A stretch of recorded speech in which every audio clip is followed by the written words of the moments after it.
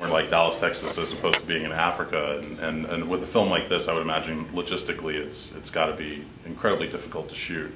On top of the fact that you're trying to do justice to, you know, a larger than life, real life personality, but shooting somewhere like Africa, I mean, can you talk a little bit about that experience? I mean, obviously, I know there were some ups and downs, but just the overall experience of being there to do this.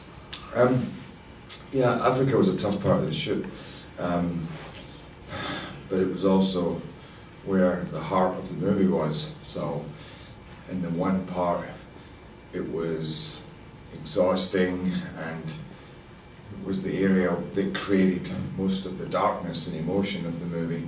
And in the other part it was the, you know, it was this beautiful kind of expansive country and surrounded by nature and the children, which again are really the kind of driving force behind this movie. So I find that in Africa I had both the best and the worst times of the movie. We were working 6-day weeks, long hours, didn't really get a lot of time off, and but this, I don't know, it opened up a whole other world. This is a strange movie in that respect, because it kind of, it's like two different worlds, and you jump from one to the other, which is kind of part of the dichotomy or the duality of Sam, of the story, of everything, you know.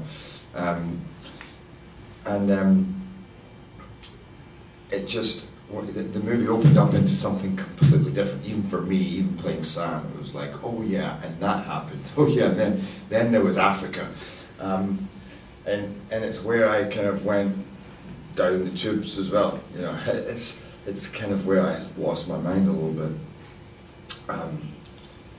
And yet I felt kind of finished off this beautiful story. I don't know if I answered your question. No, you did. I don't know what the question was. I was curious how much time. I was curious how much time you got to spend with Sam, and did you get to spend time with him on site as well? No. Yeah, I spent a lot of time with Sam, but not. We spent a little bit of time together in Africa, on site. It depends what on site means, because I spent time on site at home in Pennsylvania in his church. I watched him preach.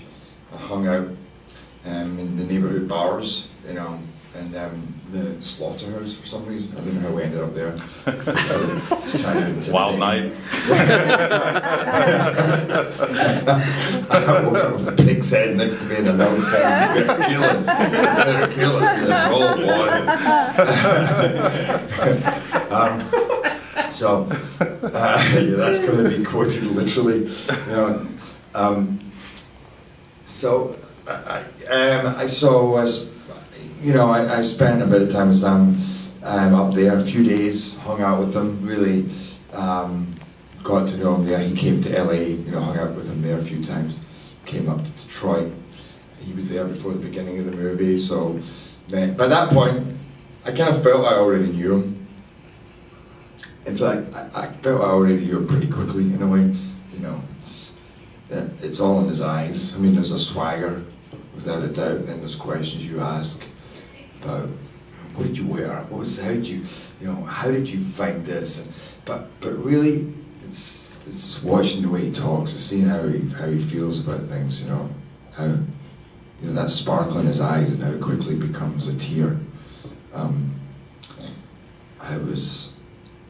He's just a fascinating character to study.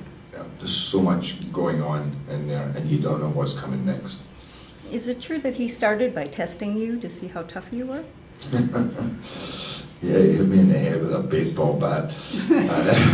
No, yeah. I mean, I think Sam likes to challenge people. You know, people in whatever way. You know, whether it's their commitment, maybe their religious beliefs, but their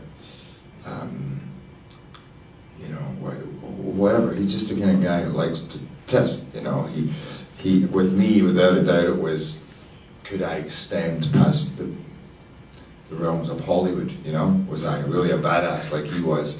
You know, I think he was also curious as to how much of a man of God I was. I don't think it was that important to him. It's also, he wasn't casting me, you know, I was already cast, that was a separate process, but it was just more to meet him. And he put, when I walked in, he had the toothpick and he's sitting back like, you know, surrounded by his posse, you know, his family and his daughter and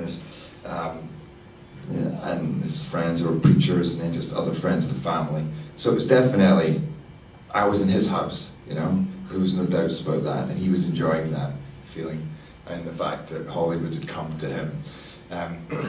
Not that he was a great guest, I mean, a great host, but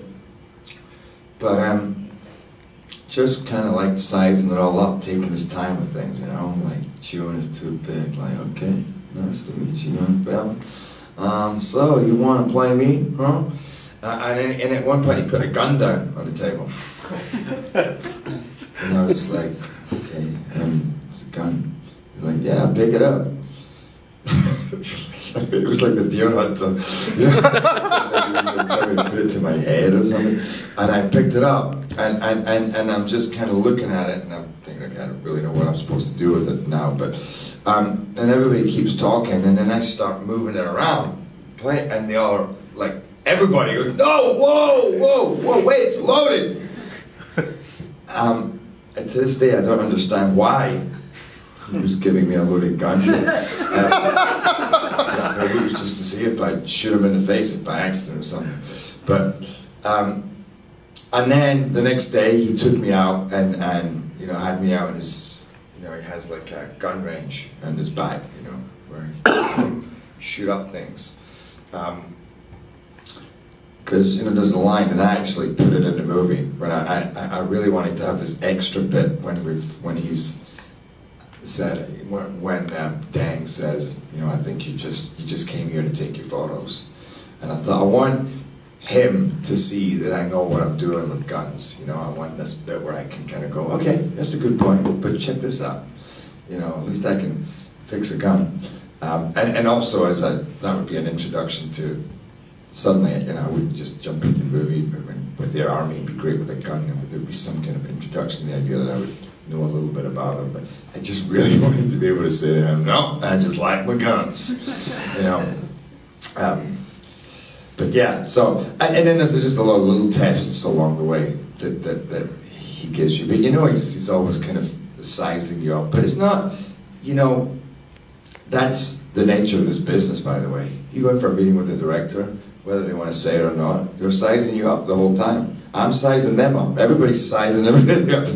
You know, it's the nature of this business, is you're always being judged.